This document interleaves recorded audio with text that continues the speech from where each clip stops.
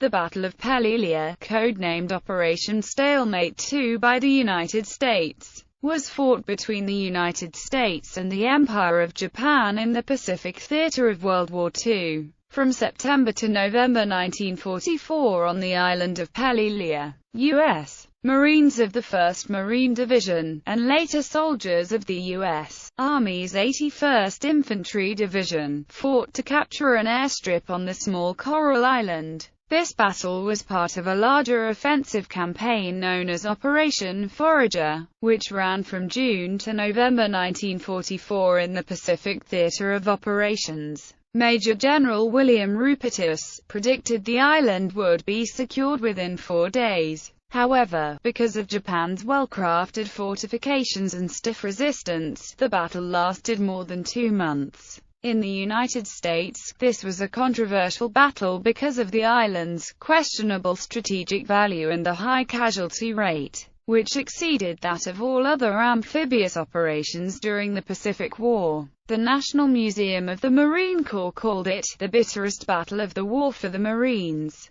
Background: by 1944, American victories in the Southwest and Central Pacific had brought the war closer to Japan, with American bombers able to strike at the Japanese main islands from air bases secured during the Mariana Islands campaign. There was disagreement among the U.S. Joint Chiefs over 2 proposed strategies to defeat the Japanese Empire. The strategy proposed by General Douglas MacArthur called for the recapture of the Philippines, followed by the capture of Okinawa, then an attack on the Japanese mainland. Admiral Chester Nimitz favored a more direct strategy of bypassing the Philippines, but seizing Okinawa and Taiwan as staging areas to an attack on the Japanese mainland, followed by the future invasion of Japan's southernmost islands. Both strategies included the invasion of Peleliu, but for different reasons. The 1st Marine Division had already been chosen to make the assault.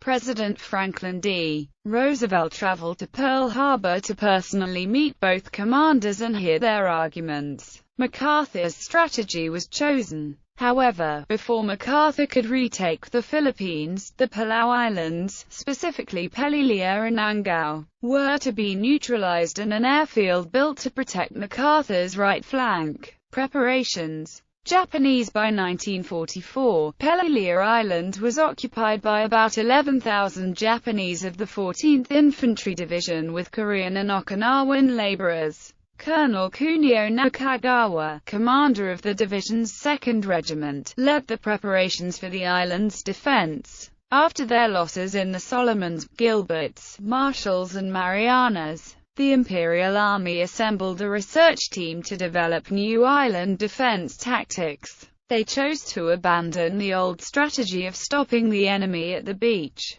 The new tactics would only disrupt the landings at the water's edge and depend on an in-depth defense farther inland. Colonel Nakagawa used the rough terrain to his advantage, by constructing a system of heavily fortified bunkers, caves and underground positions all interlocked into a honeycomb system. The old Banzai charge attack was also discontinued as being both wasteful of men and ineffective. These changes would force the Americans into a war of attrition requiring increasingly more resources. Nakagawa's defenses were based at Peleliu's highest point, Merbrogel Mountain, a collection of hills and steep ridges located at the center of Peleliu overlooking a large portion of the island, including the crucial airfield. The Merbrogel contained some 500 limestone caves, interconnected by tunnels. Many of these were former mine shafts that were turned into defense positions.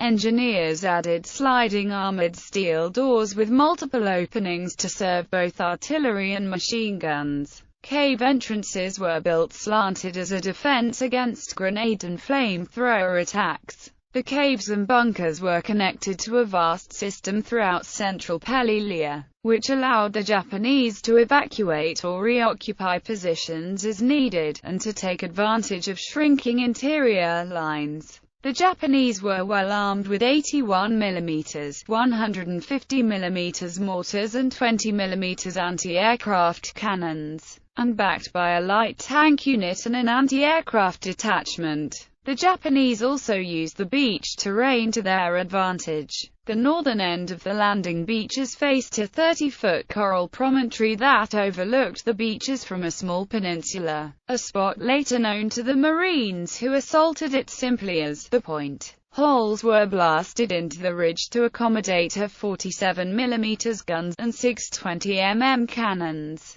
The positions were then sealed shut, leaving just a small firing slit to assault the beaches. Similar positions were crafted along the 2-mile stretch of landing beaches. The beaches were also filled with thousands of obstacles for the landing craft, principally mines and a large number of heavy artillery shells buried with the fuses exposed to explode when they were run over. A battalion was placed along the beach to defend against the landing, but they were meant to merely delay the inevitable American advance inland. Unlike the Japanese, who drastically altered their tactics for the upcoming battle, the American invasion plan was unchanged from that of previous amphibious landings. Even after suffering 3,000 casualties and 2 months of delaying tactics against the entrenched Japanese defenders at the Battle of Biak, on Peleliu, American planners chose to land on the southwest beaches because of their proximity to the airfield on South Peleliu. The 1st Marine Regiment, commanded by Colonel Lewis B. Puller, was to land on the northern end of the beaches. The 5th Marine Regiment, under Colonel Harold D. Harris, would land in the center, and the 7th Marine Regiment, under Col. Herman H. Hannikin, would land at the southern end. The division's artillery regiment, the 11th Marines, would land after the infantry regiments. The plan was for the 1st and 7th Regiments to push inland, guarding the 5th Regiment's left and right flank, and allowing them to capture the airfield located directly to the center of the landing beaches. The 5th Marines were to push to the eastern shore, cutting the island in half. The 1st Marines would push north into the Merbrogel, while the 7th Marines would clear the southern end of the island. Only one battalion was left behind in reserve, with the Army's 81st Infantry Division available for support from Angao, just south of Peleliu. On September 4, the Marines shipped off from their station on Pavuvu, just north of Guadalcanal, a 2,100-mile trip across the Pacific to Peleliu. The Navy's underwater demolition team went in first to clear the beaches of obstacles, while U.S. Navy warships began the pre-invasion bombardment of Peleliu on September 12.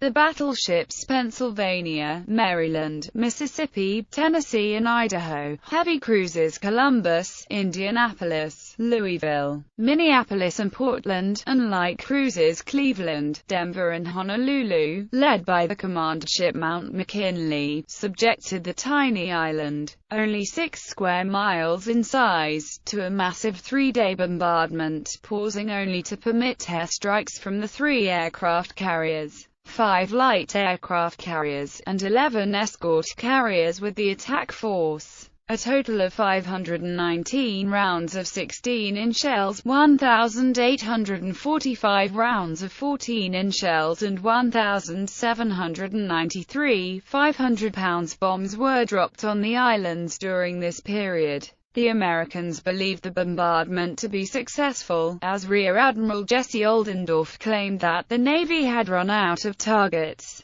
In reality, the majority of the Japanese positions were completely unharmed. Even the battalion left to defend the beaches was virtually unscathed. During the assaults, the island's defenders exercised unusual firing discipline to avoid giving away their positions. The bombardment managed only to destroy Japan's aircraft on the island, as well as the buildings surrounding the airfield. The Japanese remained in their fortified positions, ready to attack the troops soon to be landing. Battle. Landing. The Marines landed at 8:32 on September 15. The 1st Marines to the north on White Beach 1 and 2 and the 5th and 7th Marines to the center and south on Orange Beach 1, 2 and 3. As the other landing craft approached the beaches, they were caught in a crossfire when the Japanese opened the steel doors guarding their positions and fired artillery. The positions on the coral promontories guarding each flank attacked the Marines with 47 mm guns and 20 mm cannons. By 9:30, the Japanese had destroyed 60 LVTs and EUKWs. The 1st Marines were quickly bogged down by heavy fire from the extreme left flank and a 30-foot-high coral ridge. The point. Colonel Chesty Puller narrowly escaped death when a dud high-velocity artillery round struck his LVT. His communications section was destroyed on its way to the beach by a hit from a 47 mm round. The 7th Marines faced a cluttered orange beach 3, with natural and man-made obstacles, forcing the Amtraks to approach in column. The 5th Marines made the most progress on the first day, aided by cover provided by coconut groves. They pushed toward the airfield, but were met with Nakagawa's first counterattack. His armored tank company raced across the airfield to push the Marines back, but was soon engaged by tanks, howitzers, naval guns and dive bombers. Nakagawa's tanks and escorting infantrymen were quickly destroyed. At the end of the first day, the Americans held their 2-mile stretch of landing beaches, but little else. Their biggest push in the south moved 1 mile inland, but the 1st Marines to the north made very little progress because of the extremely thick resistance. The Marines had suffered 200 dead and 900 wounded. Rupertus, still unaware of his enemy's change of tactics, believed the Japanese would quickly crumble since their perimeter had been broken. The airfield, South Peleliu. On the second day, the 5th Marines moved to capture the airfield and pushed toward the eastern shore. They ran across the airfield, enduring heavy artillery fire from the highlands to the north, suffering heavy casualties in the process. After capturing the airfield, they rapidly advanced to the eastern end of Peleliu, leaving the island's southern defenders to be destroyed by the 7th Marines. This area was hotly contested by the Japanese, who still occupied numerous pillboxes. Heat indices were around 115 degrees Fahrenheit, and the Marines soon suffered high casualties from heat exhaustion. Further complicating the situation, the Marines' water was distributed in empty oil drums, contaminating the water with the oil residue.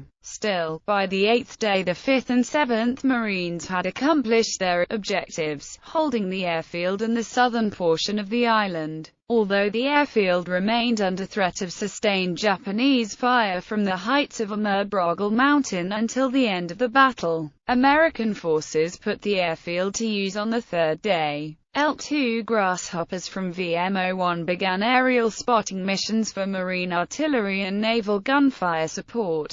On September 26, Marine F-4U Corsairs from VMF 114 landed on the airstrip. The Corsairs began dive-bombing missions across Peleliu, firing rockets into open cave entrances for the infantrymen, and dropping napalm. It was only the second time the latter weapon had been used in the Pacific. Napalm proved useful, burning away the vegetation, hiding spider holes and usually killing their occupants. The time from liftoff to the target area for the Corsairs based on Peleliu airfield was very short, sometimes only 10 to 15 seconds. Consequently, there was almost no time for pilots to raise their aircraft undercarriage. Most pilots did not bother and left them down during the strike. After the strike was completed and the payload dropped, the Corsair simply turned back into the landing pattern again. The fortress at the end of the southern landing beaches continued to cause heavy casualties due to enfilading fire from heavy machine guns and anti-tank artillery across the landing beaches. Puller ordered Captain George P. Hunt, commander of K Company, 3rd Battalion, 1st Marines, to capture the position. He approached the point short on supplies, having lost most of his machine guns while approaching the beaches. Hunt's 2nd Platoon was pinned down for nearly a day in an anti-tank trench between fortifications.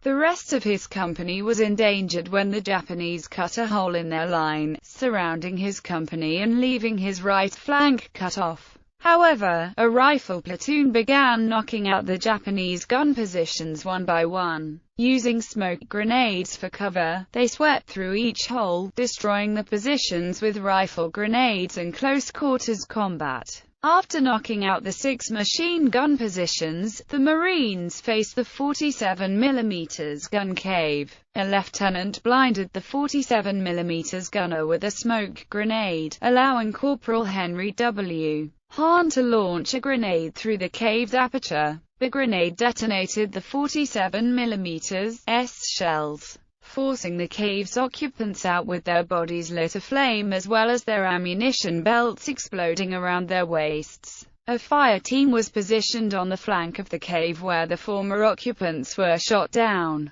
K Company had captured the point, but Nakagawa counterattacked. The next 30 hours saw 4 major counterattacks against a Seoul company, critically low on supplies, out of water, and surrounded. The Marines soon had to resort to hand-to-hand combat and attrition warfare to fend off the Japanese attackers. By the time reinforcements arrived, the company had successfully repulsed all Japanese attacks, but had been reduced to 18 men, suffering 157 casualties during the battle for the point. Hunt and Hahn were both awarded the Navy Cross for their actions. Nisbus Island. The 5th Marines, after having secured the airfield, were sent to capture Nisbus Island, just north of Peleliu. Nisbus was occupied by many Japanese artillery positions, and was the site of an airfield still under construction. The tiny island was connected to Peleliu by a small causeway,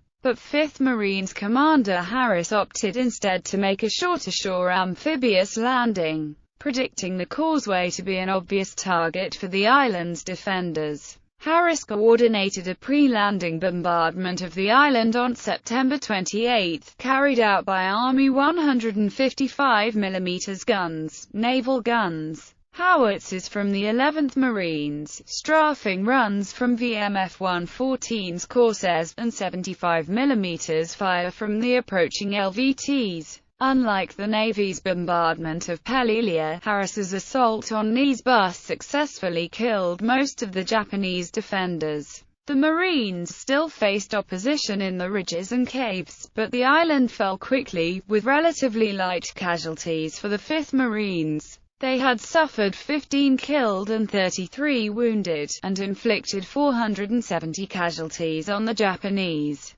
Bloody Nose Ridge. After capturing the point, the 1st Marines moved north into the Merbrogel pocket, named Bloody Nose Ridge by the Marines. Puller led his men in numerous assaults, but every one brought on severe casualties by the Japanese. The 1st Marines were trapped within the narrow paths between the ridges, with each ridge fortification supporting the other with deadly crossfire. The Marines took increasingly high casualties as they slowly advanced through the ridges. The Japanese again showed unusual fire discipline, striking only when they could inflict maximum casualties. As casualties mounted, Japanese snipers began to take aim at stretcher-bearers, knowing that if 2 stretcher-bearers were injured or killed, more would have to return to replace them, and the snipers could steadily pick off more and more Marines. The Japanese infiltrated the American lines at night to attack the Marines in the foxholes.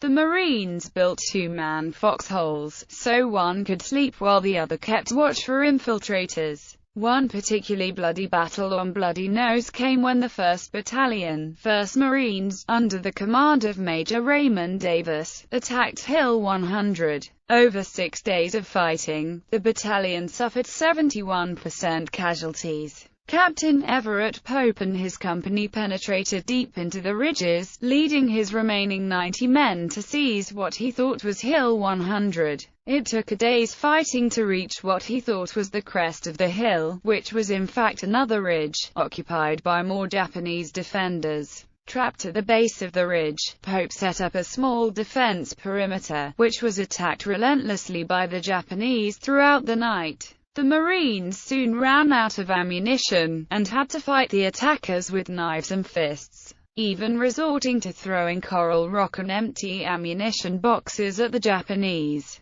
Pope and his men managed to hold out until dawn came, which brought on more deadly fire. When they evacuated the position, only 9 men remained. Pope later received the Medal of Honor for the action. The Japanese eventually inflicted 70% casualties on Pulla's 1st Marines, or 1,749 men. After 6 days of fighting in the ridges of Amerbrogel, General Roy Geiger, commander of the 3rd Amphibious Corps, sent elements of 81st Infantry Division to Peleliu to relieve the regiment. The 321st Regiment combat team landed on the western beaches of Peleliu, at the northern end of Amerbrogel Mountain, on the 23rd of September. The 321st and the 7th Marines encircled the pocket by the 24th of September, D+9. By October, the 7th Marines had suffered 46% casualties and General Geiger relieved them with the 5th Marines.